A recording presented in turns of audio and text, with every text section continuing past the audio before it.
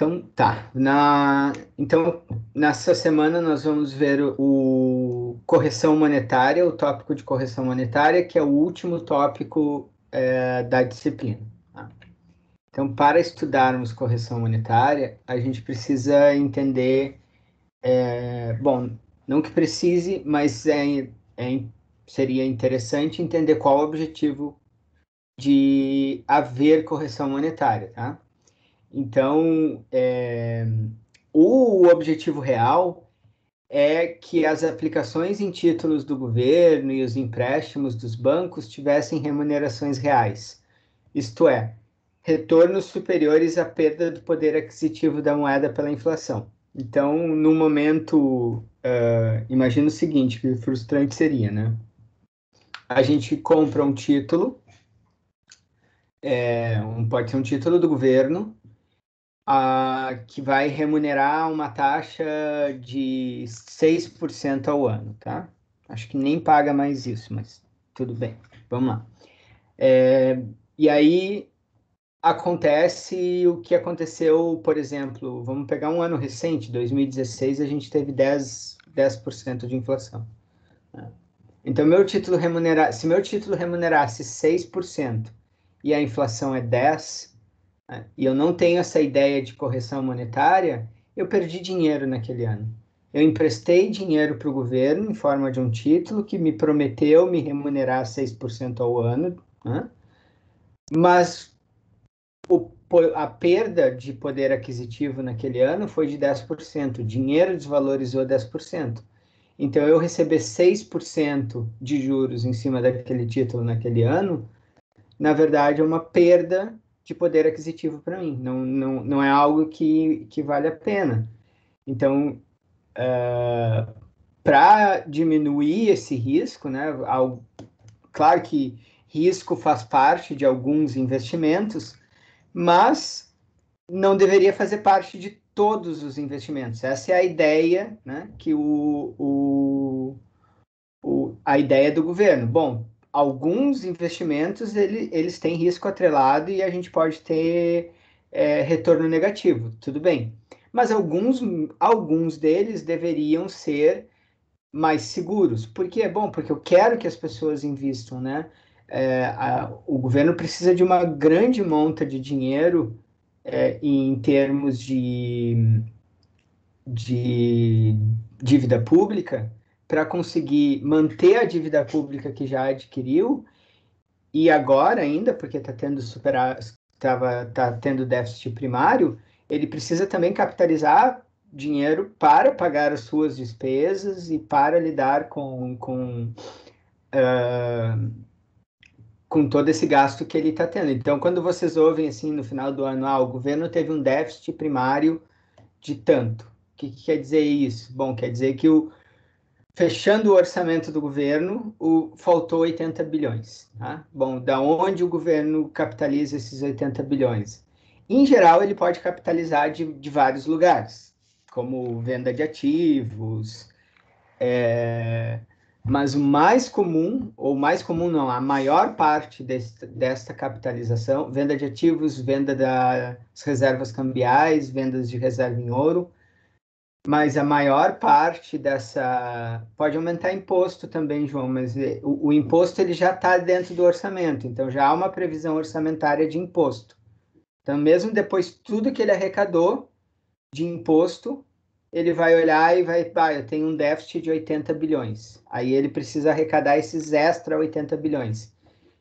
E aí aumentar impostos, quando ele está com a dívida na frente dele, né, não acontece mais ou menos assim, mas razoavelmente assim, porque o ano vai correndo e ele vai vendo qual é a dívida que ele vai ter. Tá? O que acontece com a arrecadação de impostos? Os impostos eles não podem começar a valer no ano fiscal em que eles são aprovados e nem 90 dias antes, e nem menos de 90 dias da aprovação. Tá?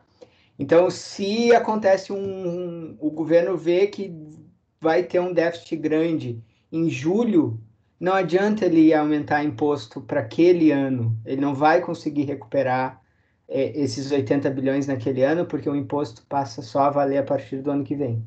E mesmo que ele esteja em outubro, né? Aí pode dizer, bom, mas aí o imposto vai passar a valer em janeiro? Na verdade, não, porque ainda tem a regra dos 90 dias. As duas coisas têm que acontecer juntas, tá? Se vocês estavam prestando atenção nas notícias, agora em setembro, estava toda uma discussão no governo estadual sobre as alíquotas de ICMS que precisavam ser renovadas, né? E eles precisavam, e eles, que eu digo o governador, precisava que isso seja aprovado até 30 de setembro. Por que até 30 de setembro? Para fechar a regra, aí fecha as duas regras juntas, né? Dia 1º de janeiro vai ter mudado o ano, e vai ter passado 90 dias da aprovação da alíquota. Aí poderia valer para 1º de janeiro do ano que vem. Tá, mas isso aqui não tem. Eu estou falando só um pouquinho como funciona, mas não tem a ver com a parte de correção monetária, tá? Não se preocupe que isso a gente não pergunta nos testes, não. É só para vocês entenderem.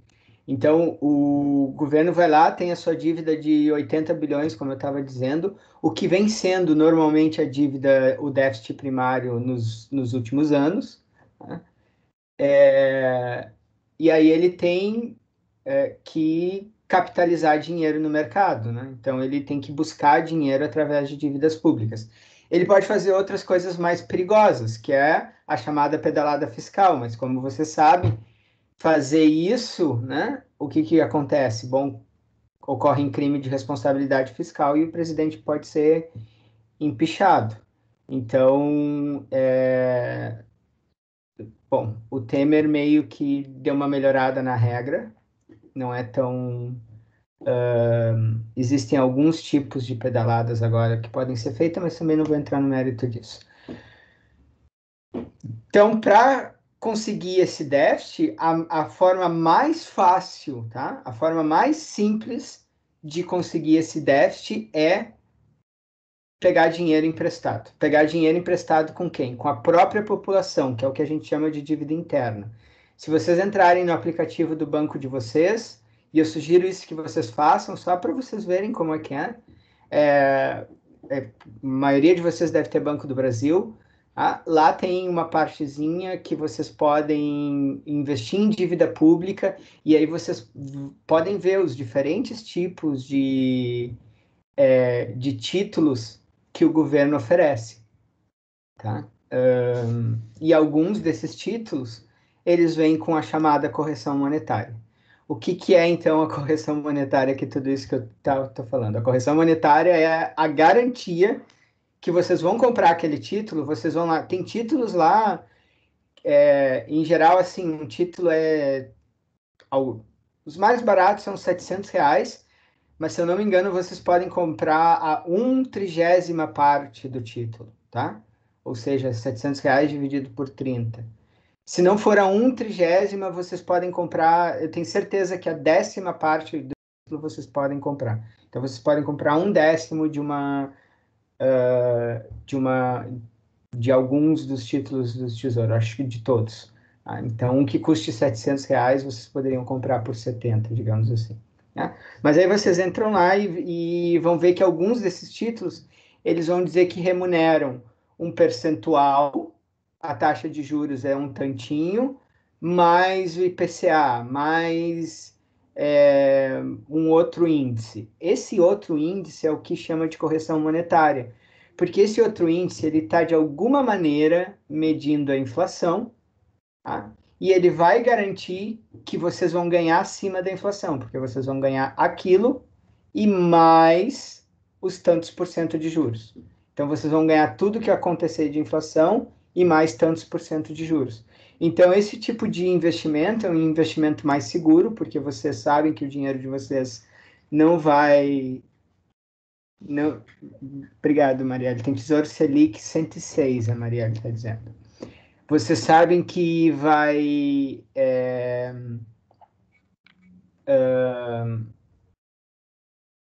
Vocês sabem que vocês não vai acontecer isso de vocês pegarem um ano ruim, né? De pegar um ano que a inflação disparou e aí vocês vão receber menos do que a inflação, vocês vão perder dinheiro para emprestar para emprestar ou para o governo ou para fazer algum outro investimento.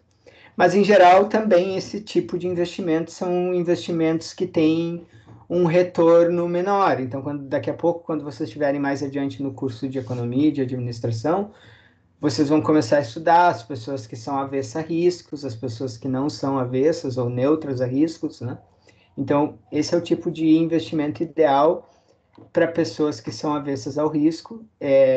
Corre um risco pequeno, quase nenhum, se vocês investirem menos de 250 mil, porque aí tem o fundo garantidor de crédito, tá? Mas, em geral, o retorno não é um retorno alto, beleza?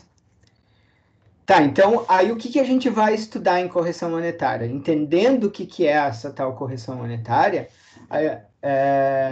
a gente vai estudar como é que se faz essas contas, como é que funciona isso, com tudo o que a gente já aprendeu. Então, a gente vai aplicar a correção monetária em tudo que a gente já sabe fazer, né? A gente já sabe fazer cálculo de prestação, a gente já sabe fazer esses cálculos de fluxo de caixa, de emprestar dinheiro e saber quanto ele vai valer no futuro. Essas são as coisas que nós vamos fazer. Beleza? Então, não consigo. Aqui. Tá. Ficou feio esse slide. Inflação. Tá, o que é inflação? Inflação, vocês vão ver várias definições, mas a mais comum é que é o aumento persistente de preços, tá? Que envolve um conjunto da economia do qual resulta uma contínua perda do poder aquisitivo da moeda. Então, é importante isso, é um aumento persistente, tá? Depois, alguns autores vão dizer, bom, que tem que diferenciar o aumento do aumento persistente, que o aumento persistente é núcleo de inflação, mas isso também não é algo importante para nós, tá? Tá, sabendo disso, tá, vamos ver as características da inflação. Primeiro, crescimento generalizado dos preços. A principal característica da inflação é que praticamente todos os produtos e serviços têm seus preços aumentados. Assim, em algumas situações de alta de escassez de um produto, o preço desse produto pode crescer significativamente, embora isso não caracterize inflação. Bom, por quê? Porque as medidas como se faz, como se calcula a inflação, né? Elas levam em conta uma grande cesta de produtos e se um produto aumenta significativamente, né, por um motivo de escassez, esse aumento ele vai entrar lá para. Mas como é uma média e uma média de vários produtos e também ponderada pela importância, digamos, do produto, que é o quão ele é usado na população, o quanto ele é adquirido, né? Em geral, o aumento de um produto, ele acaba se suavizando dentro dessa média, né? Porque médias têm o poder de fazer isso, de suavizar as coisas. Então, se todos os preços se manteram numa base, né, e aí vocês têm um produto que salta, quando fizer a média, esse produto vai praticamente ficar ali, a média vai ficar praticamente no mesmo valor da base, né, dessa base de vários produtos. Então, por isso que o aumento de um produto não caracteriza a inflação. Tem que ter esse aumento generalizado. É claro que alguns produtos têm o poder, né, de criar um efeito cascata, como, por exemplo, eletricidade. Por quê? Bom, porque toda a produção depende de eletricidade. Então, geralmente, esses produtos relacionados com energia, né, combustível, eletricidade, eles têm esse poder de contaminar toda a cadeia produtiva e aí causar um aumento de preços em vários produtos, e aí sim, aí vai ter um aumento generalizado, e aí a gente teria um cenário inflacionário. Isso também ocorre também com alguns insumos muito básicos, como o trigo, tá? Mas em geral é isso. Há produtos que podem causar esse efeito cascata, tá? Mas não é o fato de um produto aumentar que a gente tenha a inflação. A gente precisa ver um aumento generalizado. Tá?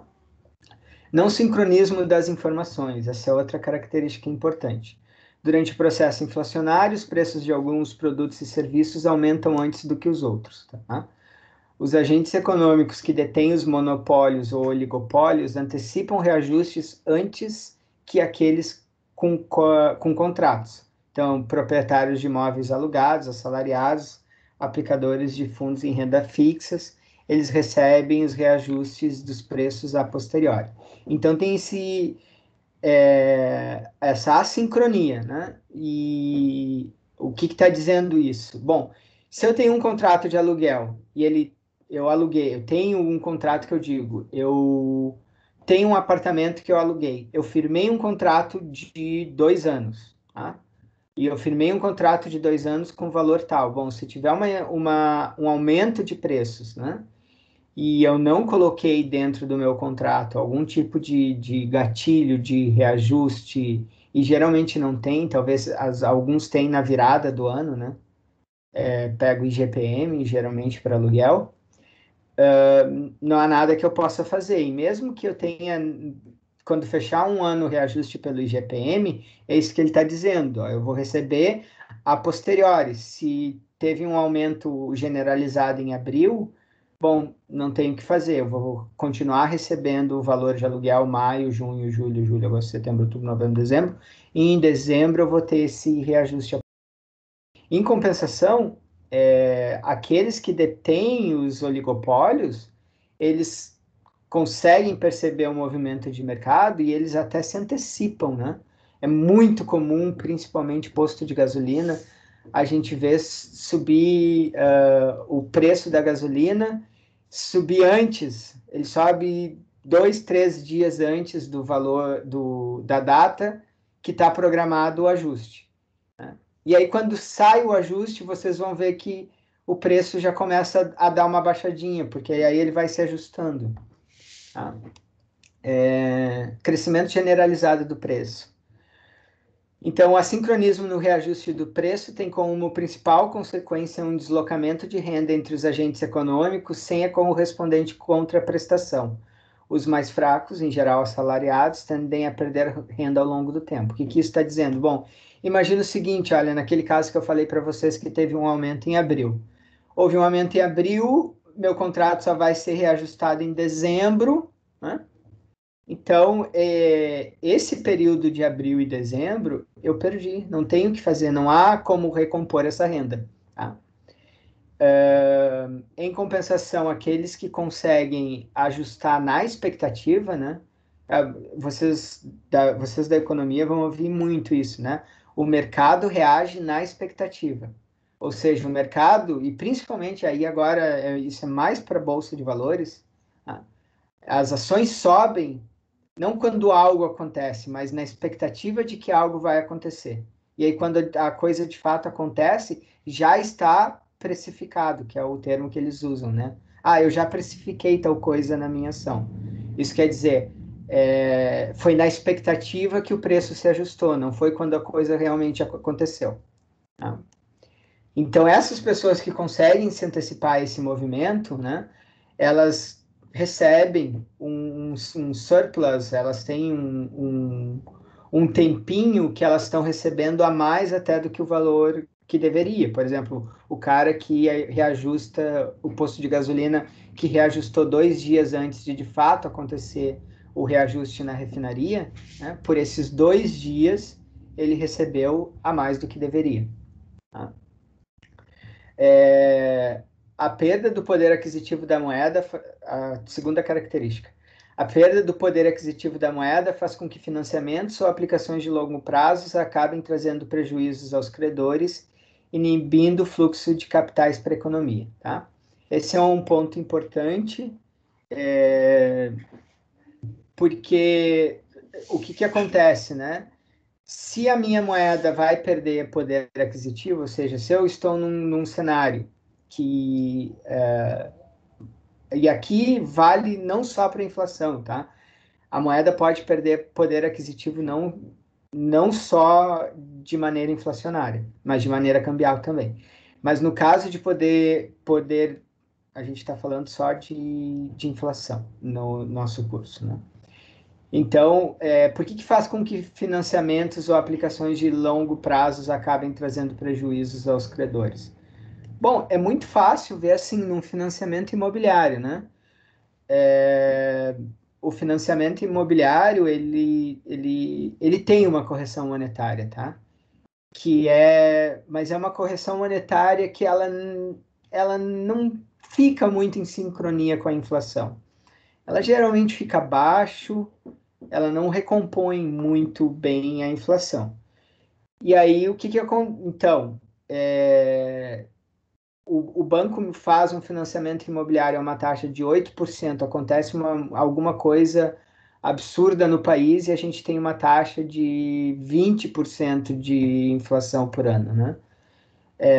Por mais que haja, de novo, uma recomposição pela correção, eu não acredito que essa recomposição chegue perto dos 12% de inflação. Então, o banco vai ter um prejuízo nesse caso. Tá? É pensando muito nisso que o governo mudou, ele mudou dando uma nova forma de financiamento, né? Ele não mudou. Ele colocou uma nova forma de financiamento imobiliário que, que se chama, que tem uma taxa baixa, mais baixa de juros, 3% e meio ao ano, mais o IPCA. Por quê? Porque o IPCA ele traduz muito bem, muito melhor a inflação, muito melhor esse aumento de preço se acontecer. Então é um investimento mais seguro para o banco, tá? Ou para quem está fazendo esse empréstimo. E por que inibe, né? Bom, inibe o fluxo de capitais, porque se eu não tenho como fazer uma previsão decente, ou se eu faço uma previsão decente e eu estou vendo que a curva de juros do país, a curva de juros quer dizer a curva, desculpa, perdão, não quero que vocês confundam conceitos, tá?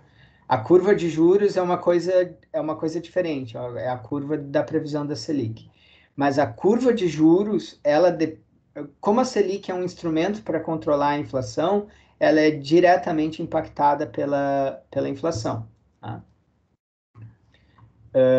Então, quando eu digo assim, se a gente olha para a curva de juros e vê um crescimento, isso quer dizer que o mercado está esperando um crescimento da inflação nos próximos anos.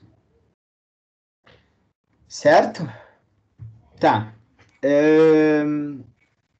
Então, a correção monetária é um instituto que visa preservar o valor do dinheiro. Esse mecanismo opera através da incidência do índice de desvalorização sobre o montante anterior, de forma sucessiva, mantendo-se dessa forma o poder da moeda. Tá? Vocês podem ler depois ali o histórico de quando foi instituído, lá nos slides. E eu também, vamos pular aqui a parte que eu já estou falando demais. Geralmente quem calcula os índices, geralmente não, quem calcula os índices é a FGV, o IBGE, a FIP e o DIEESE. Tá? Bom, e aí tem vários índices que eu falei para vocês, né? O IGPE, DI, o IPCA. Então vamos ver os tals dos números índices, tá? A gente vai trabalhar nesses slides aqui com o IGPE, DI da FGV. E ele é composto, ele tem 3 índices dentro dele, tá? Que é o índice de preços por atacado, e aqui é o IPA, tá? Que é diferente do IPCA, que é o índice de preços por consumidores, aqui é atacado. O IPCA é por consumidores amplo. O IPC, que aí assim é o índice de preços ao consumidor, mas não é o amplo, porque tem uma cesta menor. A cesta de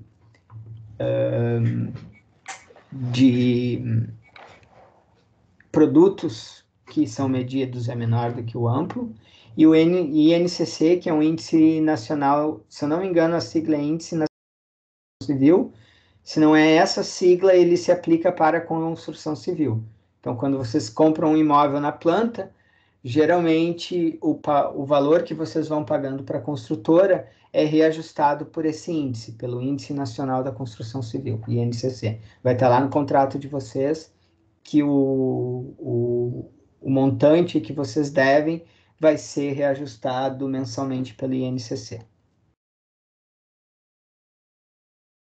Esses três índices calculados formam o IGP, tá? Com esses pesos que estão dados aqui, 60%, 30% e 10%. A gente precisa calcular índice? Não, a gente não vai precisar calcular índice no curso.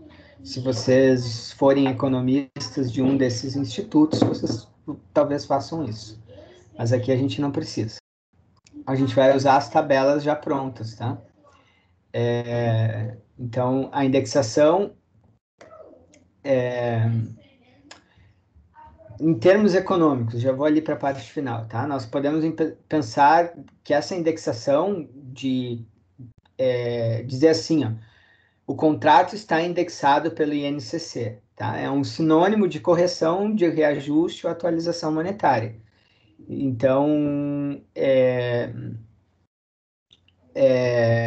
exatamente o que eu falei. Vocês compram um imóvel na planta e aí vocês vão estar devendo, sei lá, 200 mil para a construtora, tá? Só que a construtora prometeu entregar o imóvel em 3 anos. E em 3 anos houve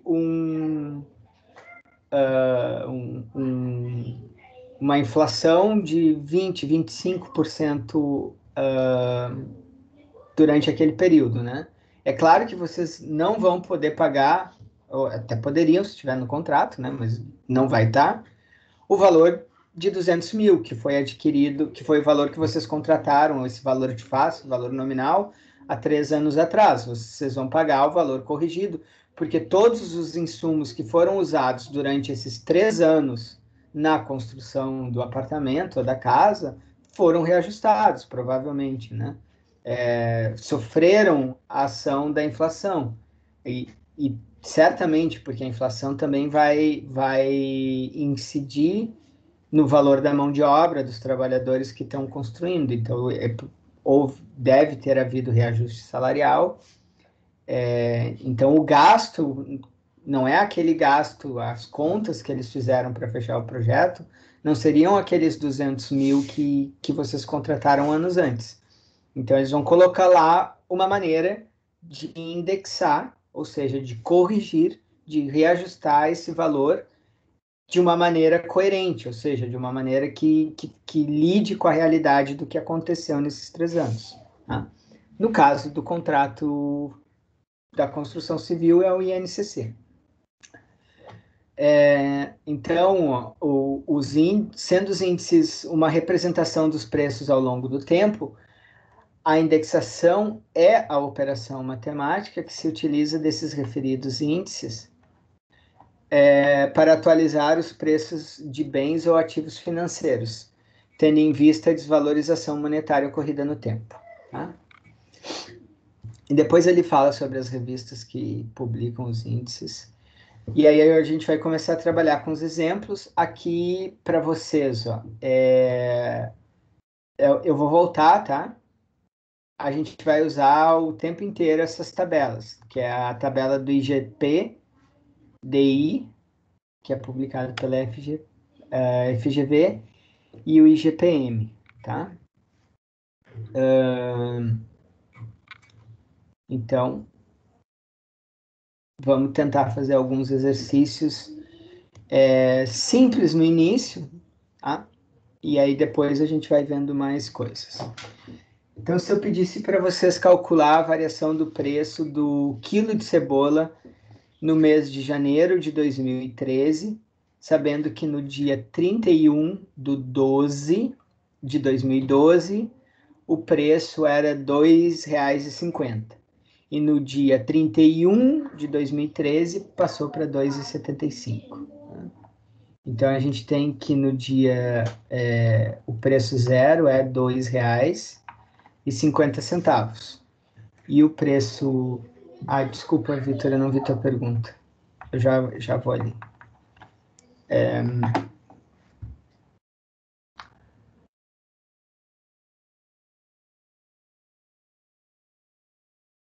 Ah, não sei, Vitor. A minha resposta é realmente não sei. Tem que perguntar. Eu li algumas coisas e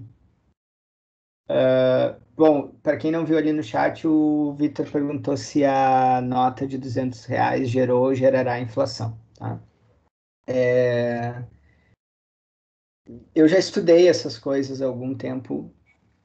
Isso tem a ver com a velocidade do dinheiro. Quando vocês fizerem monetária, vocês vão estudar isso lá, o M1, M2, M3, e a importância da velocidade do dinheiro em termos de circulação, tá?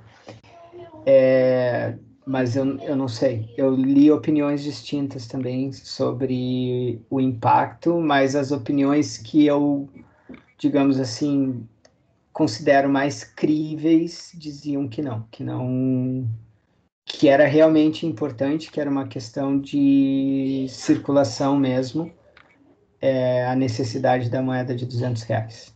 Tá? O que não é uma premissa que parece assim, só olhando leigamente, né? A gente tem a nota de R$ 100 desde 1994, né? Em 1994, o poder de compra de uma nota de R$ 100 era muito maior do que o poder hoje de compra dessa nota de 200. Então, não sei, não me parece, mas de novo, eu não sei.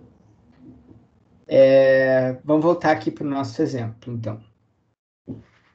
O índice de variação vai ser o quê? O que que eu preciso fazer, né? Então, eu preciso saber o quanto variou, P1 menos P0, certo? Bom, e eu preciso saber quanto era antes, né? Porque, bom, eu vou olhar a variação, que é 25 centavos, né? 2,75 menos 2,50, dividido por 2,50, isso aqui é 0,25 sobre 2,50. Tá? Mas por que eu estou olhando? Bom, porque se eu disser que variou 25 centavos, de fato, variou 25 centavos. A variação do preço, a variação nominal, não é nominal, me faltou a palavra, absoluta, é 25 centavos, tá? Mas isso não quer dizer nada, né? Porque variar 25 centavos pode ser. Isso não me dá uma medida decente de variação nesses casos, porque tá, variou 25 centavos, mas se o quilo da cebola custasse, sei lá, R$ 200, variar 25 centavos não parece muita coisa, né? Parece quase nada. Então eu preciso ter uma noção do quanto esses 25 centavos representa em termos do preço base, em termos da onde ele partiu, que era 2,50. Por isso que eu faço sobre 2,50 aqui, porque isso vai me dar uma medida relativa do quanto ele variou para quanto ele valia. Né? Então isso aqui é 0,1. 0,1, ou seja, 10%, né? Acho que está no próximo slide. Isso. Aqui, ó.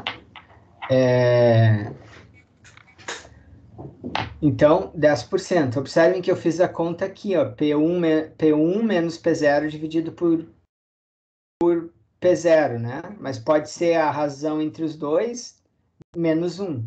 Né? Por quê? Bom, porque P0 dividido por P0 é 1. Aí fica a razão entre os dois preços menos 1. Eu não gosto dessa forma aqui porque parece mais decoreba. Eu gosto que aqui é tal que vocês têm que pensar. Eu vou olhar para a diferença e vou tomar a proporção com o preço base. Mas a fórmula que aparece, mais comum, é geralmente isso aqui, né? Que a correção, o I da correção monetária vai ser a razão entre os dois preços menos 1. Por que isso? Justamente pelo que eu falei aqui para vocês, tá? Tá, agora vamos usar a tabela. E aí eu coloquei aqui a tabela para vocês. Calcular a inflação, só para a gente não voltar lá no slide, tá? Lá no slide no início. calcular a inflação mensal ocorrida em agosto de 2013, dada pelo IGPDI, tá? Então, eu vou usar esse índice aqui, o IGPDI. Como eu disse para vocês, a gente não calcula os índices no curso. Eles são dados para vocês, pelo menos a tabela. Então, a gente tem que ir lá e buscar qual é a inflação ocorrida em agosto, né? Então, tá aqui, ó. Eu vou falar melhor, tá? Isso aqui é o valor do IGPDI no dia 31 de julho. Tá? E aqui, no dia agosto, tem 31 também. Então, aqui no dia 31 de agosto. Assim, julho e agosto têm o mesmo número de dias, né? Por causa do... Se vocês não sabem, isso só um parênteses. Foi roubado um dia de fevereiro, tá? Fevereiro era um mês que tinha 30 dias, como todos nos bissextos, e 29 nos outros. Mas foi roubado um dia de fevereiro. Agora eu não me lembro para qual dos dois. Eu acho que para julho. Não, para agosto. Para agosto. Porque são 2 meses que homenageiam imperadores romanos. Então, quando Augusto coloca aquele mês que viria depois do Július, né? Do Júlio César. Ou, não sei se é o Júlio César ou se é outro Júlio, mas acho que é o Júlio César. Ele não aceitou que o mês dele tivesse menos dias que o mês do imperador Júlio. Então, eles roubam um dia de fevereiro. Fevereiro era o último mês do calendário, né? Então, eles pegam o último dia do ano e passam para o mês de agosto, ficando assim os dois com 31. Só uma curiosidade. Tá, então o que a gente tem que fazer? Por que eu falei isso? Bom, porque eu estava tentando lembrar se agosto tinha 31 ou 30 dias. Por que agosto... E por que isso é importante? Para vocês entenderem de qual é o dia que isso aqui está marcando, tá? Isso aqui é o preço no último dia do mês. Então, no dia 1º de agosto, tá? O IGPDI valia 513,13, tá? Então, e no final, 515,68. Então, eu tenho que olhar para a diferença entre os dois. Então, eu tenho que olhar 515. Eu vou usar a fórmula que está dada ali, tá? 513, 313, né? Pegar a razão entre os dois e diminuir 1, tá? Eu vou pegar a razão entre os dois, a razão entre o índice de agosto e de julho e diminuir 1. Então, vai ser 515,68, 515,688, dividido por 513, menos 1.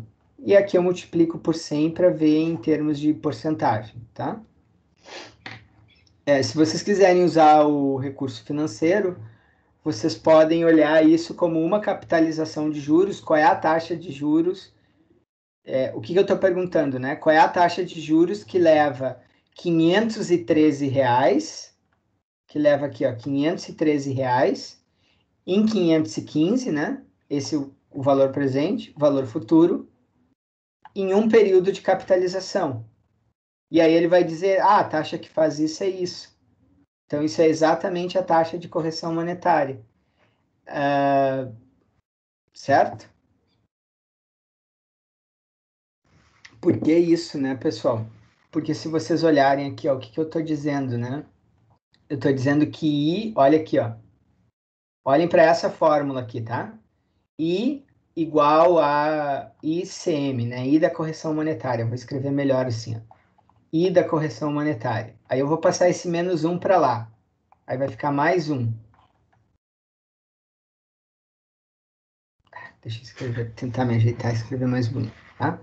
Eu tô com o ICM daqui. Aí esse menos 1 que tá aqui, eu passo para esse lado. Somei 1, tá? Agora esse I julho que tá aqui, tá dividindo, eu vou passar para cá multiplicando. Então, I julho, 13, vai ser igual a I agosto, 13. Aí, se vocês olham para essa fórmula, tem como eu trocar a minha cor?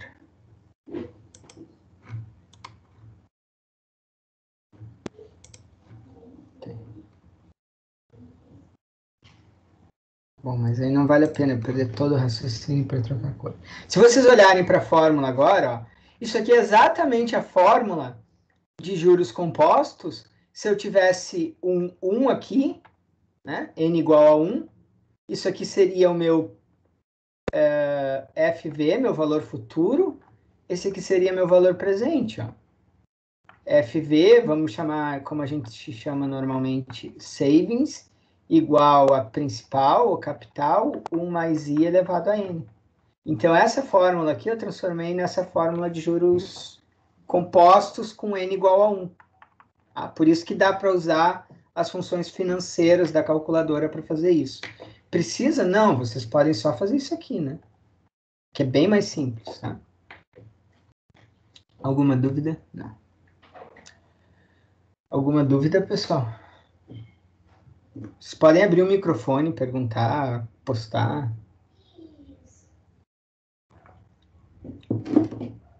Tá. Seguimos, então. Calcular a taxa de inflação acumulada no ano pelo IGPI-DI da FGV até o mês de julho de 2013, inclusive, tá? Aqui, tomem cuidado. Aqui é onde, quando tá na prova, onde vocês mais erram esse tipo de questão. Por quê? Porque assim, ó, vocês não, né? Alguns alunos vão olhar e vão dizer assim, tá, eu quero a inflação acumulada até o mês de julho de 2013, tá? Aí vocês pensam, tá, então tá, eu quero janeiro, fevereiro, março, abril, maio, junho, julho. Beleza, tá. E aí ele diz, inclusive julho. E aí vocês vão lá e pegam o índice de janeiro. Tá? E aí vocês erram a questão. Por quê? Por que tem que pegar o índice de dezembro e não o de janeiro? Alguém sabe me dizer?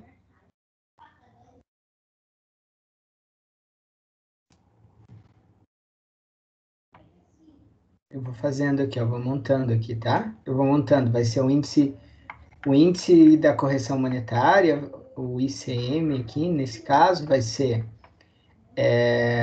o índice de julho, tá? Eu não vou botar o IGPDI, porque é o que a gente está trabalhando, tá? Dividido pelo de dezembro, menos 1, tá? Lembrem que isso aqui é a mesma coisa que olhar para a diferença dos dois e dividir pelo de dezembro. Mas por que eu estou usando dezembro e não janeiro? Se eu quero janeiro, fevereiro, março, abril, maio, junho e julho. Porque se tu usar o de janeiro, tu vai estar pegando do último dia de janeiro e não vai considerar os outros dias, seria isso?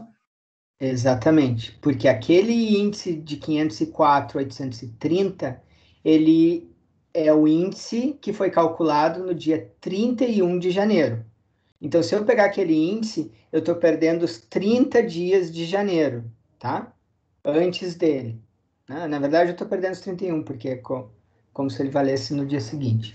Então, eu tenho que pegar o índice de dezembro, porque aquele foi calculado no dia 31 do 12. Então, no próximo dia, que é o primeiro dia de janeiro, é o índice que está valendo. Tá? Exatamente isso. Então, essa é a conta que vocês têm que fazer. E isso aqui vai dar 513 com 13 de 313 dividido por 503, 283, e eu subtraio 1, tá? Aí multiplica por 100% para ver na forma de porcentagem. Tá prontinho aqui no próximo slide. Então, eu vou olhar o de julho, eu botei o ano? Não, só botei, só para, aqui é 12, aqui é 13, né? Eu vou pegar o de julho e o de dezembro. Tá? Aí eu vou fazer essa conta, 513 sobre 503 menos 1 e multiplicar por 100, e vai me dar aqui a correção monetária acumulada, a inflação acumulada nesse período, medido pelo IGP, é de 1,99 com 29, tá? E, de novo, usando aquele mesmo raciocínio que eu mostrei para vocês, vocês poderiam fazer esse cálculo direto na calculadora financeira, tá? Se fizerem na calculadora, é importante entender, né? Como é que isso aqui vira uma fórmula de juros compostos, que foi aquela conta que eu fiz para vocês. Alguma pergunta, pessoal?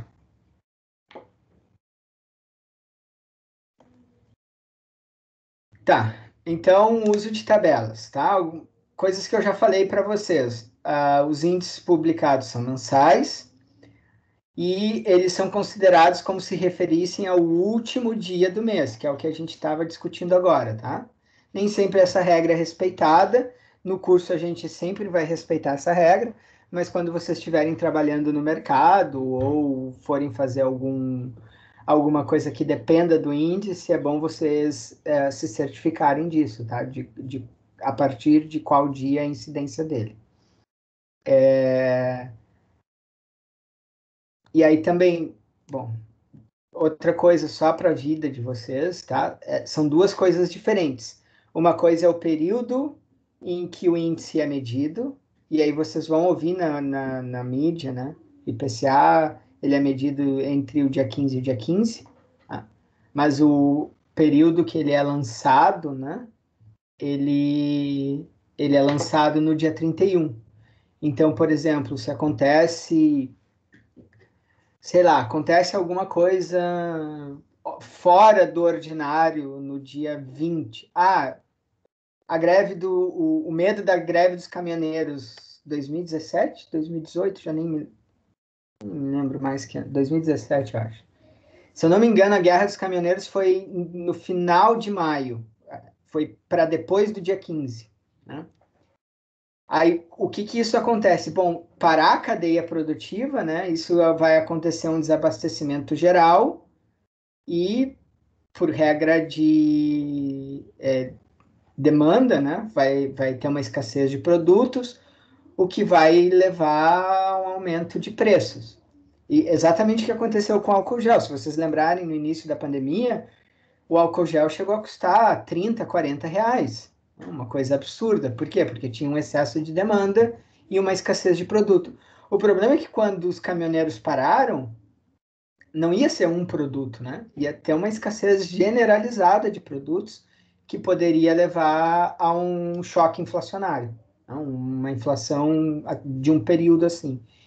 E aí chega o índice de maio, no final, ali no dia 31, depois até é interessante vocês olharem, eu estou falando de memória, tá? Eu não lembrei de olhar isso para contar para vocês. Então é interessante vocês olharem, mas se eu não me engano, a greve começa depois do dia 15, ou seja, o IPCA de maio já estava medido, e quando eles lançam o IPCA do dia 31, não se vê variação nenhuma, mas aí os economistas vão lá e dizem, olha, a gente não vai ver a variação no IPCA desse mês. Por quê? Porque ele foi medido entre 15 de abril e 15 de maio. Então, a gente só vai ver esse impacto no próximo índice. Então, são coisas diferentes, o quando ele é medido e o quando ele passa a valer. Para nós, só interessa o quando ele passa a valer, que é o último dia do mês.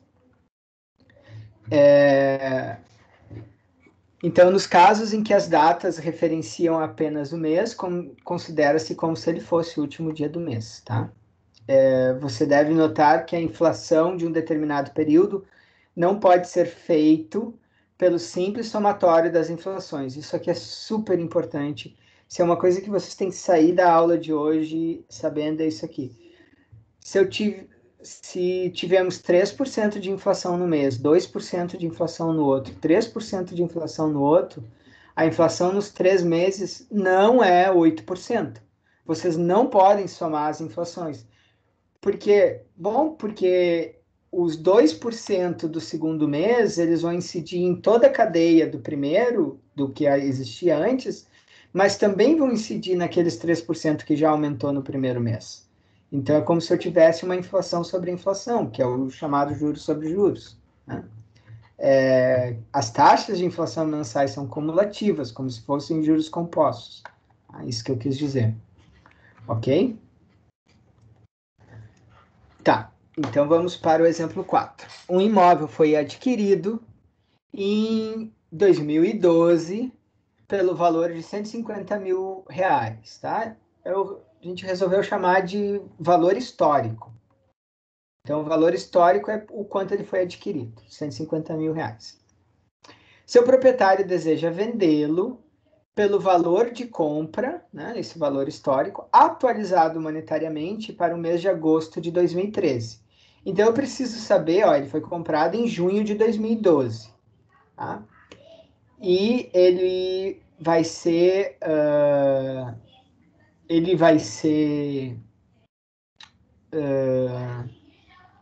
vendido em agosto de 2013. Então, pessoal, eu tenho que saber qual é o valor atualizado em agosto de 2013. E ele quer saber, ó, ele vai usar o IGPI-DI para valorização, calcular o valor de venda do imóvel. Então, o que eu preciso? Se eu quero usar o IGP-DI, eu preciso saber o IGP-DI em junho de 2012, quando ele comprou, e em agosto de 2013, tá? Então, aqui tá a tabela. Essa é a do IGPDI. Junho de 2012, aqui ó, junho de 2012, 482, e agosto de 2013, eu acho, né?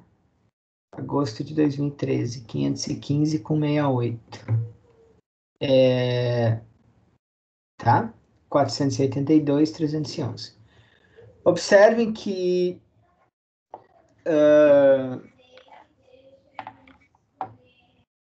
ele não falou o valor da venda, ele não falou. Eu falei assim, vai vender em agosto, tá? Essa foi uma hipótese mal colocada que eu fiz, tá? Ele não está dizendo que vai vender em agosto. Ele disse que ele quer vender pelo valor atualizado de agosto de 2013, tá? Então, provavelmente, ele não está vendendo em agosto, dia 15, 16, por exemplo, de agosto, porque ele não vai saber o IGPDI daquele mês no dia 15 ou dia 16. Sei lá quando ele vendeu esse imóvel. Pode ter sido logo em setembro, pode ter sido em dezembro, mas ele quer que a variação seja até o mês de agosto, tá? Ele quer que ele quer atualizar o valor de compra até o IGPDI do mês de agosto de 2013. E provavelmente ele vendeu em setembro, seria uma boa hipótese. Ok? Então, o que eu preciso fazer? Eu preciso saber, né? Vamos fazer aqui a solução. Não, o valor atualizado, né? Vai ser o valor histórico vezes a correção, né? O índice de correção. Né? Então, a capitalização por essa correção monetária. Tá? O valor histórico, eu sei que é 150 mil. Bom, eu preciso calcular o índice de correção primeiro, né? Eu ia já montar, mas ó, se a gente calcular o índice de correção, como é que a gente faz? A gente olha para o índice de agosto, divide pelo índice de junho, porque eu quero olhar a variação nesse período inteiro, subtraio 1, né? Por quê? Porque eu estou olhando a diferença entre agosto e junho e tomando como base, né? Estou olhando a proporção dessa diferença para junho de 2012. Tá? Então, isso aqui vai dar 515 com 68, dividido por 472 com 13, que a gente já olhou lá na tabela. e vai me dar 6,92% de correção. Aí agora o que a gente faz, pessoal? Agora a gente pega os valores, né? Eu substituo aqui o valor histórico de 150 mil, aqui, e substituo aqui a correção que eu calculei. 0,06902, tarará, tarará. Tá? E isso aqui vai dar 160 mil com 380. Esse é o valor que ele deve vender o imóvel, tá? Inclusive com os 34 centavos. Vai fazer muita diferença, já que... Tô brincando. Imagina, 34 centavos. Certo? Dúvidas?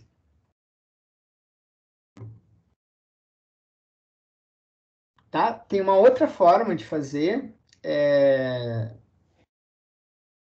Vou deixar para vocês olharem nos slides. Nem para a gente conseguir fazer mais exercícios, que já são 10:05. Ainda sobre o exemplo, tá? Oi, fala. Pode falar. Silvio, Pode falar, sim. eu tenho um pouco de dificuldade nos conceitos no descritivo desses exemplos, né? Que momento, por exemplo, que saiu da página aqui, mas, por exemplo, em que momento, quando tem data, por exemplo, que eles colocam, vocês colocarem alguns exemplos desse conteúdo de correção. Comprou no dia 15, se fosse dia 15 de junho, por exemplo. Tá. E, Se ele, né, se ele, como e que eu ele quer... calcularia? Se ele... E, Ó, e se ele realmente a dificuldade do exercício também não estava vendendo dentro do mês de agosto, né? Se pegaria o valor referência do mês de julho, né? Num se ele primeiro momento, tivesse... essa leitura da gente não conhecer o exercício, né? A fórmula de estruturar o exercício leva a esse pensamento num primeiro momento, né? Uhum. Tá, então vamos lá. Se o exercício disser para vocês, ele vendeu no dia 15 de junho, que tu disse, né? Só para mim não ficar tentando relembrar anos que eu disse, vamos pensar. Ah, ele comprou em janeiro, tá? 4 de janeiro, 5 de janeiro, qualquer 4 ou 5 de janeiro e vendeu no dia 15 de junho, tá? Ele é um investidor, ele não comprou para morar, ele compra e vende imóveis. Comprou no dia 4 de janeiro, vendeu no dia 15 de junho. E aí o exercício diz que ele quer vender pela correção que houve nesse período. Tá? Bom, no dia 15 de junho, vocês não têm o IGPDI de junho.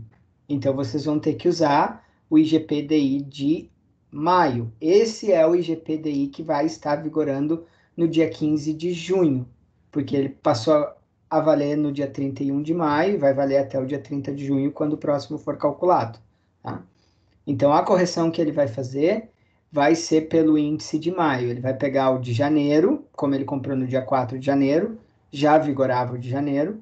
Então, ele vai olhar o de janeiro e o de maio. Ele vai olhar a correção de janeiro até maio. Tá? Nesse aqui que eu falei para vocês, olha, não tem como ele ter vendido em agosto usando o índice de agosto. Aliás, tem, né? Ele pode ser o economista que calcula isso na FGV. E aí no dia 20 de agosto ele já sabia o índice, ou no dia 22. Mas só numa hipótese esdrúxula como essa que a gente poderia fazer isso, né? Entende? Ele não vai saber o índice de agosto. Em geral, nós não sabemos o índice de agosto. No dia 15 de agosto, no dia 20 de agosto. Então, por isso que eu me corrigi, tá? Fiz questão de me corrigir. Olha, a hipótese ele não vendeu em agosto. Ele tem que ter vendido em setembro ou em algum outro período depois de setembro. Ele pode ter vendido em 2020, mas sei lá, ele acha que o justo para ele é só a correção até agosto de 2013. Tudo bem também, certo? Entendeu? Não sei se eu me fiz claro.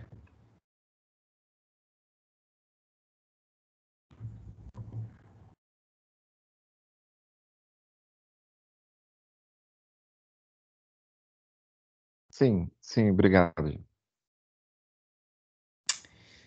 Então tá. Mas é bom, perguntem, pessoal. Abram o microfone, porque a gente sente falta de conversar com vocês, de ouvir vocês, de ver vocês. É um tanto estranho da aula, assim. Mesmo nós que já estamos acostumados com EAD. Né? Tá, então ainda sobre o exemplo, né? A correção monetária abrange integralmente o período que vai do mês de julho de 2012 a agosto de 2013, incluindo os meses das extremidades. Dividir o valor histórico pelo índice da data da compra e após multiplicar. Tá, que é exatamente o que a gente fez, tá? Esse slide tá mostrando ali o que a gente fez. Agora vamos mudar um pouquinho o tipo de exercício. Tem dois iguais, tá? O 5 e o 6, eu vou fazer só um deles e deixo o outro para vocês olharem nos slides. Calcular as taxas de inflação anual e média ocorrida no ano de 2010 pelo IGPM. Tá? Então, eu quero saber a inflação medida pelo IGPM. Eu quero a inflação anual. O que é a inflação anual? A anual é o acumulado. É fazer exatamente o que a gente vem fazendo até agora. Depois eu vou querer a inflação média. E aí a gente vai ter que voltar lá no conteúdo do tópico 4 e fazer uma taxa equivalente. Tá? Então vamos lá. Eu quero o ano de 2010, certo? Então, se eu quero o ano de 2010, né, eu quero de 1º de 1 de 2010 até 31 de 12 de 2010. Para mim conseguir esse período, eu vou ter que olhar quais índices? Eu vou ter que olhar o índice de dezembro de 2009 até dezembro de 2010. Eu vou olhar para esses dois índices. Então, a correção, né, que a gente vai chamar depois de anual, tá? Já vou botar aqui um azinho de anual, vai ser o quê? O que a gente tem feito. Vai ser o acumulado entre esses períodos. Então, eu vou olhar o 1083, 6227, dividido por 973, 4128, menos 1. Tá? E aí, vou multiplicar pelo 100% para me dar a taxa em forma de porcentagem. Tá? Tá aqui o cálculo para anual, ó, exatamente o que eu fiz ali. Ó. Peguei dezembro de 2019, dividi por dezembro de 2017, o índice desse período, diminui 1. Tá? 1083 com 6227, a continha que eu fiz ali, multipliquei por 100%, que eu não cheguei a fazer, e vai me dar isso aqui, ó, 11,32. Ah, e se eu quiser fazer na calculadora financeira? Ah, mesma coisa, já fizemos esse cálculo, tá? Igual a pensar que esse índice é o capital, esse índice, o valor presente, esse é o valor futuro, eu tenho um período de capitalização, e eu quero saber qual é a taxa que leva esse valor aqui, de dezembro de 2009, no valor de dezembro de 2020. 11,32. Então, taxa anual já sabíamos fazer. Agora, como é que eu calculo essa taxa média mensal? Opa. Como é que... Me pulei. Mas, bom, já que eu já dei um spoiler. Como é que eu calculo essa taxa média mensal, pessoal? Essa taxa média mensal, tá? Eu não posso dividir isso aqui por 12. Por que que eu não posso dividir por 12? Porque se eu estiver dividindo por 12, né, é aquela mesma história de que eu estou somando 12 parcelas dessa taxa para chegar em 11%. E isso não é verdade, porque somar taxas não vai me dar a taxa final correta por causa da história dos juros sobre juros. O que eu preciso fazer aqui é achar a taxa mensal equivalente. Então, eu tenho que ir lá em taxas equivalentes e eu preciso achar qual taxa mensal, né, é equivalente a essa taxa, anualmente.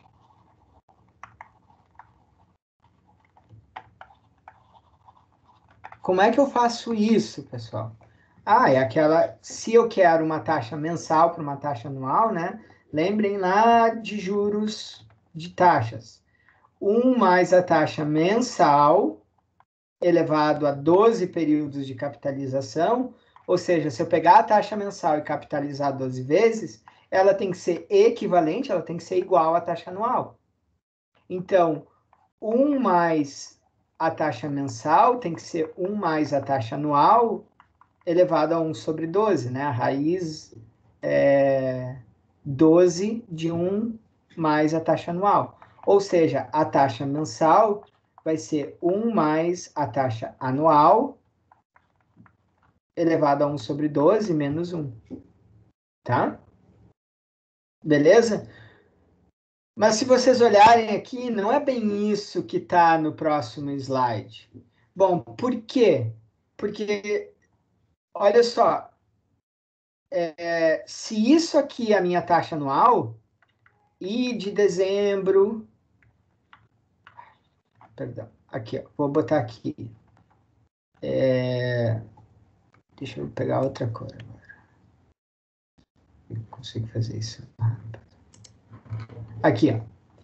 Se isso aqui tudo, né, é a minha taxa de anual, né, porque eu estou dizendo que essa é a taxa anual, a correção monetária, que é o acumulado do ano, né, então serviria aqui de taxa anual, né, nesse cálculo de taxas equivalentes, né?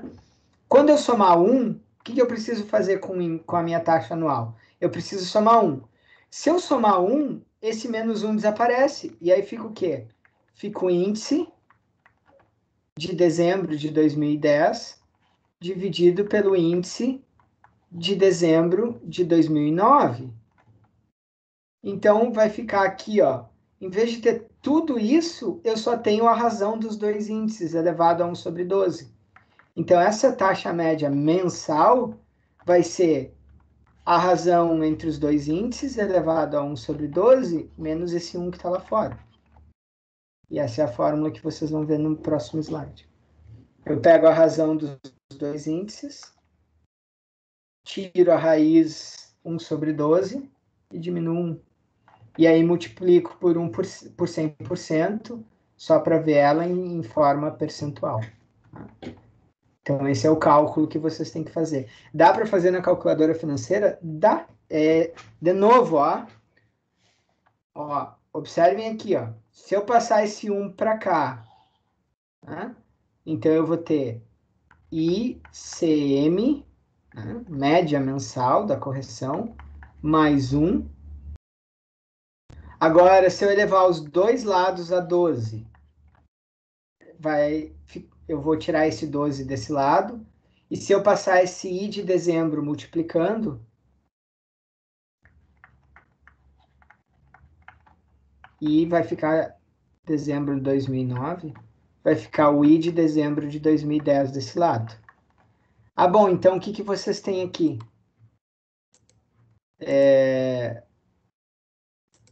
O que vocês têm aqui? Valor futuro, FV, igual a PV vezes 1 mais ICM elevado a 12. Então, de novo, vocês têm um cálculo aqui, ó, que isso aqui é a fórmula de juros compostos. Então, eu posso pensar nesse problema...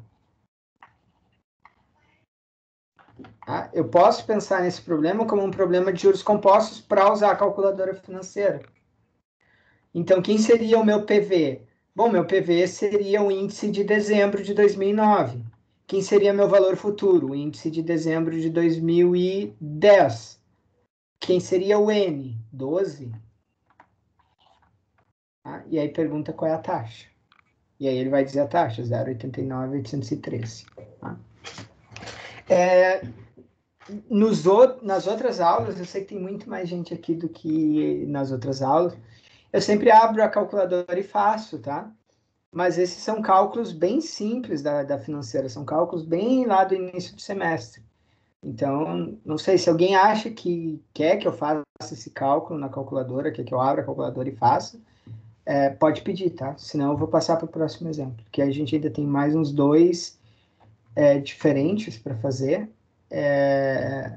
mas não tem problema. Se vocês quiserem fazer, a gente vai ficando até as 11. Me avisem, tá? Para mim, esse é um cálculo que vocês sabem fazer bem já na calculadora. Beleza, Maria. Tá, então o exemplo 6, ele é igual, tá? Ele é igualzinho, o exemplo 6 que vai estar lá nos slides, ao que a gente acabou de fazer. A diferença é que ao invés de ser a taxa anual, é a taxa trimestral. Tá? Então ele vai pedir a trimestral acumulada e depois a média mensal. A trimestral acumulada, olha, ele quer no terceiro trimestre. O terceiro trimestre corresponde a quais meses? Agosto, julho, né? Julho, agosto, setembro, tá? Então, se eu quero do dia 1º/7 de 2012 até o dia 30/9 de 2012, eu preciso de quais índices? Bom, se eu quero pegar dia 1º/7, eu preciso do índice de junho, tá? E se eu quero ir até 30/9, aí eu preciso do índice de setembro. Parece que eu estou pegando 4 meses. Isso é uma coisa que alguns alunos já me disseram também. Professor, mas se olhar assim, tu está pegando 4 meses e não 3. Na verdade, não, né? Porque o mês é a passagem, é a troca de um por outro. Então, eu tenho uma troca, que é 1 mês, outra troca, 2 meses, outra troca, que é 3 meses. Então, o período que se elapsa ali são 3 meses. Não, é 3 meses. O período é 3 meses. Beleza? Certo? Então, sabendo quais índices vocês têm que pegar, os cálculos são todos iguais, tá? Ó, vocês podem olhar depois lá nos slides o exemplo 6. Tá. Aqui eu deixei a resposta. Vamos fazer o exemplo 7. O proprietário de um imóvel adquirido em maio de 2009 pelo valor de 270 mil. O proprietário de um imóvel adquirido em maio de 2009 pelo valor de 270 mil deseja vendê-lo em fevereiro de 2013. 20% acima 20% acima do valor atualizado monetariamente pelo IGP-MFGV. Calcular o valor da venda do imóvel, tá? Tá. Aqui, né? Aqui esse problema, esse exercício tem o problema que eu acabei de dizer para vocês que era um problema, né? Esse de fato está mal escrito, Silvio. Porque se ele deseja vender em fevereiro, né? Vamos colocar aqui no dia 28 de fevereiro, só para o exercício ficar certo. Tá? Porque aí, dia 28 de fevereiro de 2013, ele vai poder usar o índice de fevereiro, ok? Se ficar só fevereiro de 2013, se ele vender dia 15, ele não sabe o índice de fevereiro. Então, eu vou botar dia 28. Ele deseja vendê-lo em 28 de fevereiro de 2013. 20% acima do valor atualizado monetariamente pelo IGPM-FGV. Calcular o valor de venda do imóvel. Tá, então o que a gente já sabe, né? O valor de venda, ele é o valor atualizado, fizemos um exercício desses, vezes 1 mais a taxa real, né? Isso. Não fizemos um desse, tá? Mas fizemos um de baixo. Deixa eu começar aqui pelo de baixo. O valor atualizado do imóvel é o valor histórico, o valor que ele pagou, vezes a capitalização ou a correção, quanto ele se corrigiu nesse período. Tá? Então, aqui está o valor acumulado, ok? Tá, mas ele não quer vender só pela correção. ele quer ganhar em cima, ele quer ganhar 20%. Então, é como se ele ele quer ter um lucro de 20% em cima do valor, mas não do valor da compra, ele quer ter 20% em cima do valor atualizado. Então, a gente tem duas equações, ó. Uma que vai dizer o seguinte: o valor da venda vai ser o valor atualizado vezes o quanto ele quer ganhar em cima, e o valor atualizado vai ser o valor que ele comprou vezes a correção. Agora, se eu pegar esse valor aqui, ó, valor atualizado, e substituir ali naquela equação, né? Vai acontecer o quê? Vai acontecer que o valor da venda, né? Ó, o valor da venda, eu vou substituir isso aqui, que está em azul clarinho, aqui. Então, vai ser o valor da venda, vai ser o valor histórico, vezes a correção, vezes o quanto esse cara quer ganhar em cima, vezes a capitalização. Tá? Aí, então, para resolver o exercício, qual é o próximo passo? Eu preciso saber quanto que é o valor de correção. Tá? O que a gente sabe de dados? Bom, o que ele quer ganhar, a remuneração real é 20%. O valor da venda, não sei. O valor que ele comprou, 270 mil. O IGP da data da compra, aí vocês podem ir lá na tabela e olhar, tá? É 979, 1034. E o de 28 de fevereiro é 1.235 com 57,77. Eu vou usar esses dois índices e calcular o acumulado, a correção monetária, como a gente sempre vem fazendo. Olho para a razão dos dois, diminuo 1. Quando eu fizer isso, vai me dar uma taxa de 26%. Ok? Agora que eu tenho essa taxa, ó, é só substituir tudo nessa fórmula. O valor da venda vai ser os 270 mil, vezes os 26% que se corrigiu, né? Mas para conseguir corrigir por 26%, eu tenho que multiplicar por 1,26. Então, vezes 1,26, 19,9481, vezes os 20% que ele quer ganhar em cima. Sim, sim, também, também. Tá, realmente tá mal escrito. Obrigado, Marielle. Só para mim não mexer nos números, eu vou botar 31 de maio, tá? E depois eu arrumo para vocês.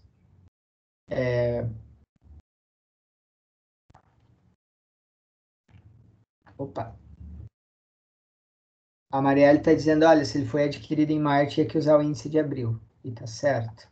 A não ser que ele tenha sido adquirido dia 31 de maio. Tá? Ou eu dizer que ele quer a correção de junho em diante. Poderia ser também. Tá? Então, o valor da venda vai ser 408.871,19. Ok?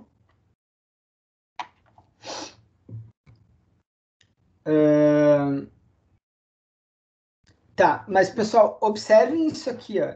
E para vocês da economia, da administração, isso aqui vai ser algo bem importante no curso. Essa coisa que apareceu aqui, ó. 1 mais a correção monetária vezes 1 mais a taxa real. Tá? Isso aqui é o que a gente chama de fórmula de Fischer. É uma maneira de decompor a taxa. A taxa do negócio. Se a gente fizer, vou olhar no exemplo anterior, tá? Eu pegar a taxa de correção monetária, a taxa de correção monetária e multiplicar pela taxa de 20% que ele quer ganhar, vai me dar isso aqui, ó, vai me dar 1,51, tá?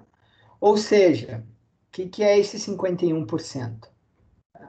Significa que ele vai ganhar no negócio 50% a mais do que ele pagou. Ele vai vender por 50% a mais do que ele pagou. E vai dar mais ou menos isso, né? Porque 50% de 270 é 135 mil. Aí soma 270 dá 405 mil. Tá? Mas não é 50% exato, é 51, que vai fechar ali os 408. Ok? Então, se a gente olhar, eu não sei qual é a inflação acumulada, eu não sei quanto ele queria ganhar, e uma pessoa olhar e dizer, eu comprei por 270 mil e vendi por 480. Aí a pessoa vai calcular e vai dizer, então tá, então tu ganhou 51% em cima, né? O teu negócio te rendeu 51%. Sim, mas aparentemente me rendeu 51%. E por isso que essa taxa é chamada de taxa aparente, né? Aparentemente, se eu não sei de nada e eu olhar só para o valor de venda e de compra, eu ganhei 51%. Aparentemente, eu ganhei 51%. Mas não é o que eu ganhei na real. Porque o que eu ganhei na real foi 20%. O resto foi comido pela inflação, pela correção monetária. O resto foi a valorização do imóvel. Então, o meu capital de fato valorizou 20%. Aqueles 270 mil que eu investi de dinheiro. Ok? Então, a minha remuneração é 20%. O resto foi correção monetária. Aí vocês vão dizer, tá, mas tu ganhou essa correção monetária. Sim, mas se eu comprar um novo imóvel, né, esse novo imóvel, ele também foi corrigido por essa mesma correção durante esse período de tempo. Então, essa correção eu vou perder na compra de um possível novo imóvel. Ou vocês podem pensar que se eu tivesse deixado esse dinheiro parado, há alguma coisa que me rendesse a correção monetária, né, que me rendesse a inflação, eu ia ganhar esse dinheiro de qualquer forma. Não é um imóvel que me fez ganhar esse dinheiro. Tá? Esse dinheiro eu iria ganhar ele aplicado em qualquer coisa que rendesse essa correção pela inflação, certo? Então tem várias maneiras de dizer, de pensar para justificar que, olha, o ganho real dessa operação mesmo é, que legal. Esse novo Office que a URGS, eu estava usando o meu Office antigo até a aula anterior, e eu passei a usar o que a URGS disponibilizou agora, e é muito mais legal, olha. Eu não preciso mais. Quem estava nas aulas anteriores via que eu sofria que cada vez Sua pesquisa gerou o seguinte resultado. Meu Deus. Cada vez que eu mudava de slide, eu precisava habilitar a caneta de novo, né? E eu não preciso mais fazer isso. Para quem não está usando o Office da URGS, ele é bem bom, tá? O que a URGS disponibilizou. Certo, pessoal? Então, a fórmula de Fischer, ela faz isso. Ela decompõe a taxa aparente em taxa em correção e taxa real. Então, tem duas componentes dentro de uma taxa de juros. A correção e a taxa real. A taxa de fato real daquela operação. Tá? Então, saindo da fórmula, usando a fórmula de Fischer, a taxa aparente, sabendo a correção e a taxa real. Como que a gente faz isso? Bom, basta isolar a taxa aparente, né? Essa é a fórmula que vocês precisam saber. Isola a taxa aparente, basta subtrair 1, e aí vocês conseguem, através da correção monetária e da taxa real, calcular a taxa aparente. E, da mesma maneira, através da taxa real, através da fórmula de Fischer, vocês conseguem achar a taxa real de uma operação, se vocês sabem a taxa aparente e sabem a correção. Então, basta isolar. Eu divido ambos os lados aqui por 1 mais ICM, e depois subtraio esse 1, e vai me dar a taxa real é igual a isso aqui. Precisa decorar isso e isso? Não, tem que saber a fórmula de Fischer. A fórmula de Fischer é algo que vocês têm que saber, assim, para a vida de vocês, não é para o curso de matemática financeira. Tá? E a partir da fórmula de Fischer, vocês isolam o que vocês precisam, o que vocês querem descobrir. Ok? Tá. Taxa real e taxa aparente, então, né? A taxa real e taxa aparente são essas coisas que eu estou falando aqui, ó, o I aparente e o I real, já é 10,34. Os contratos de operações de empréstimos, no que diz respeito à correção monetária, são classificados em 2 tipos.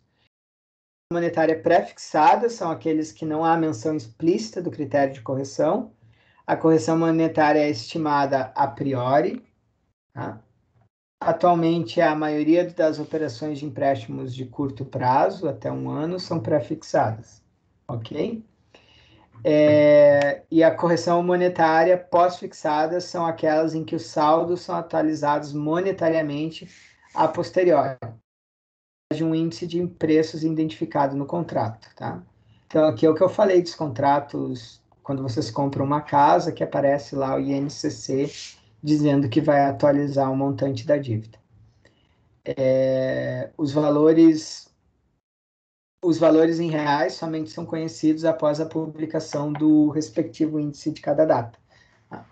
Então, eu não tenho como saber quanto eu devo até, por exemplo, eu não tenho como eu saber quanto eu vou dever em maio. Digamos, eu comprei uma casa em março, né, na planta, com um saldo devedor de 200 mil. Eu não tenho como saber quanto eu vou dever em maio. Por quê? Bom, porque eu dependo do INCC do dia 30 de abril. É isso que está dizendo aqui. Tomem cuidado com casas na planta, tá? O INCC é um índice que ele tem uma variação que pode ser bem grande, pessoal. Tem que tomar bastante cuidado. Tá. Vamos fazer um exercício usando Vamos fazer só mais 2 exercícios usando a fórmula de Fischer, e aí eu deixo o resto para vocês olharem lá nos slides e perguntarem se vocês tiverem dúvidas. Na década de 1970, a poupança rendia 0,5% ao mês, sobre o saldo corrigido pelo IGPDI. Tá? Sabendo que em um determinado mês a taxa de inflação medida pelo IGPDI foi de 10%, calcular a taxa de remuneração da poupança daquele mês. Então, o que está, eu sei, né? A poupança rendia 0,5% sobre o saldo corrigido do IGPDI, ou seja, acima do saldo. Tá? Então, essa é a variação real da poupança, 0,5%. Aí ele disse que num determinado mês a taxa de inflação medida foi 10%. Tá? Caramba. É bastante, né? Mas para a década de 70 e 80 não é algo que parece irreal, tá? A inflação era bem alta naquela época. Então, qual é a taxa aparente da poupança naquele mês? Bom, pela fórmula de Fischer, né, a taxa aparente mais 1 é igual, a taxa aparente ela é composta de 2 coisas, a correção monetária e a taxa real. Tá? Se eu passar o 1 para o outro lado, eu vou ter que a taxa aparente é 1 mais a correção monetária vezes 1 mais a taxa real menos 1. Agora é só substituir, né? Isso aqui é 0,1, isso aqui é 0,05. Não, mais. Isso é 5%, 0,5. Então, substituindo ali, como eu falei para vocês, tá? Aí é só fazer essa continha aqui. E aí vai me dar 10,55%. Ou seja, a taxa aparente da poupança ia ser 10,5%. Se vocês deixassem R$100 na poupança naquele mês, vocês iam ganhar mais R$10,55. Então, vocês iam ter 110,55 no final do mês. Tá? Então, aparentemente, vocês ganharam 10,55%. Né? Mas não é verdade, vocês ganharam só 0,5%, porque os outros R$10 foram correção monetária, os outros 10% foram correção monetária. Então, desses R$10,55 que vocês ganharam, R$10 é correção monetária e 55 centavos mesmo é a valorização real do dinheiro. O quanto, de fato, vocês ganharam por ter deixado os R$100 na poupança. Então, é importante observar que o público geral, a remuneração ou os rendimentos, em geral, se referem a taxas aparentes, tá? Então, isso é sempre importante. Vocês sempre estão olhando, sempre estão informando, ou quase sempre, a taxa aparente. Por isso que é importante entender a fórmula de Fisher, para vocês não serem, estão me prometendo tanto. Mas essa taxa é aparente, a inflação está mais alta do que isso, a inflação é quase isso, então não vale a pena esse investimento. Dúvidas?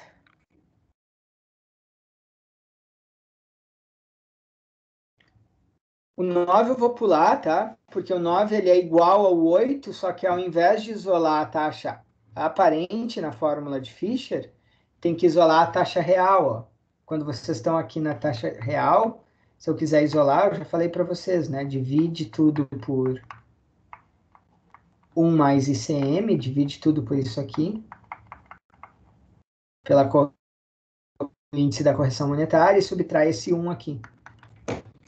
Então, observem que o exemplo 9, ele é bem parecido, só que ele vai dizer assim, o 9, deixa eu ver se, não, 9,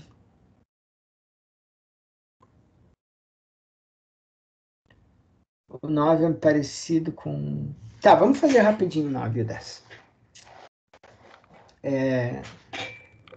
Na década de 90, antes do Plano Real, foi lançado, antes do Plano Real lançado pelo governo Itamar, uma aplicação financeira de R$1.000, então eu tenho uma aplicação de R$1.000, já vou separando meus dados, tá? Esse é meu montante, o meu valor principal, meu capital que eu deixei aplicado. Se converteu após 1 ano em R$3.000. Excelente, né? Eu queria uma aplicação assim. Parece excelente, né? Eu ganhei R$2.000 em 1 ano, em cima de R$1.000, ou seja, eu ganhei 200% em cima desse valor. Tá. Isso aconteceu em 1 ano, então meu período é 12 meses. E aí ele pergunta assim, ó, qual foi a taxa real dessa aplicação? Sabendo que a taxa média mensal foi de 11% ao mês. Caramba. Então vamos lá. O que eu quero? Ele quer saber? Ele quer saber a taxa real. Pela fórmula de Fisher, ó, se eu isolar a taxa real, vai me dar isso aqui. Então isso aqui vem da fórmula de Fisher. Basta isolar o I real lá na fórmula de Fisher. Tá? E eu vou calcular a taxa aparente. Por que a taxa aparente, pessoal? Porque a taxa aparente é o que vocês sabem calcular. É o que vocês vêm calculando o curso inteiro. Aquela taxa de juros que vocês calcularam o curso inteiro, ela é a taxa aparente das aplicações. Né? Agora que a gente sabe que as taxas têm duas componentes, a real e a correção monetária, eu vou chamar aquela taxa de taxa aparente, como de fato ela é. Tá?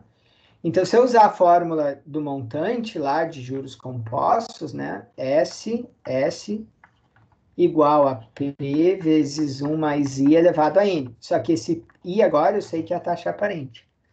Se eu isolar o I, vai me dar isso aqui, ó, S dividido por P elevado a 1 na N menos 1, tá? Então, substituindo todos os valores que a gente tem, 3.000 para o montante, 1.000 para o valor principal, 12 para o valor do N, eu vou ter 0,0958. Essa vai ser minha taxa aparente. Tá? Certo. Qual é a taxa real, então? Agora é só substituir essa taxa aparente aqui, ó. E a correção monetária que ele falou, né? Ele disse que é 11%. Eu vou substituir aqui.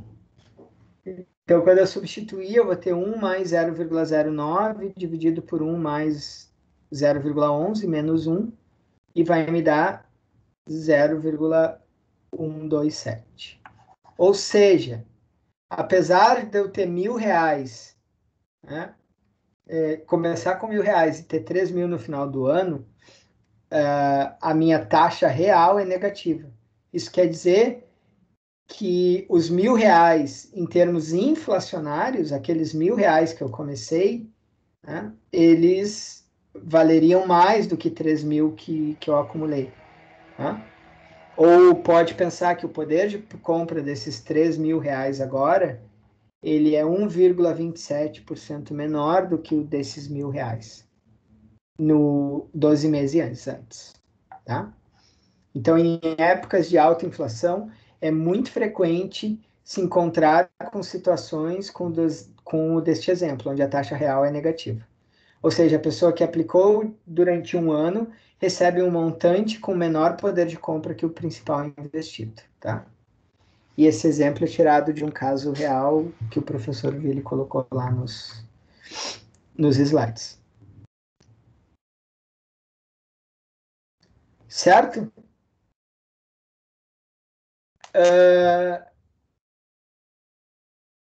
Pessoal, esse slide aqui, eu não vou fazer esse exercício, vou deixar para vocês lerem, tá? Tem os passos aqui. Esse slide aqui, essa observação tinha que já estar aqui, tá? Esse é um exercício de coeficientes. Diz assim, ó.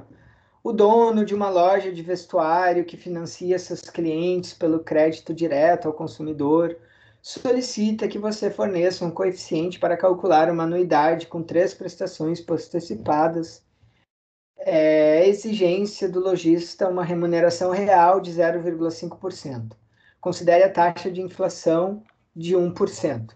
Então, agora a gente está a um tipo de exercício que a gente fez lá no tópico 6, que era o tópico de anuidades, que era o cálculo de coeficiente. O que é o cálculo de coeficiente? Ele quer saber, né, para cada R$ 1 que ele emprestar, qual o valor da prestação que pagaria aquele R$ 1, né? Considerando que vão ser 3 antecipadas. Né? Então, o principal é 1, justamente porque é um exercício de coeficiente. Eu quero saber quanto ele tem que me pagar em 3 vezes postecipados o R$ 1 que eu emprestar para ele. Tá? E ele diz o seguinte, olha, a correção monetária é 1% ao mês e eu quero ter uma remuneração real de 0,5%.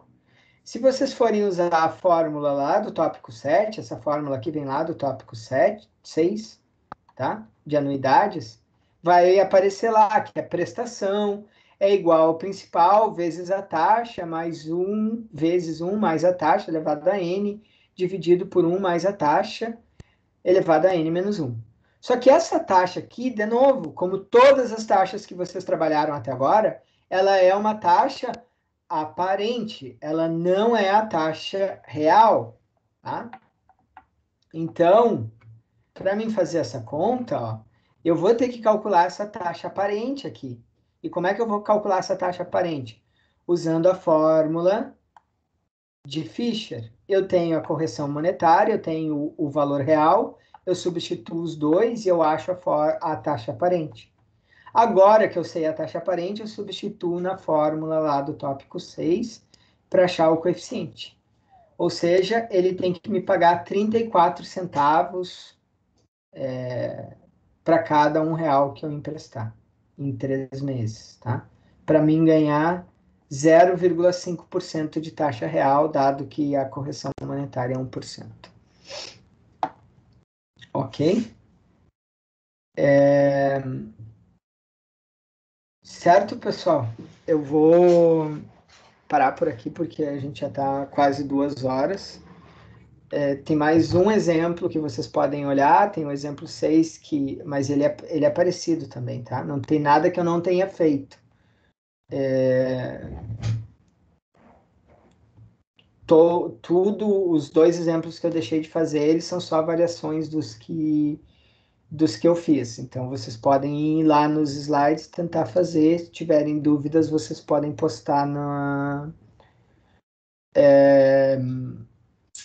no fórum de dúvidas ou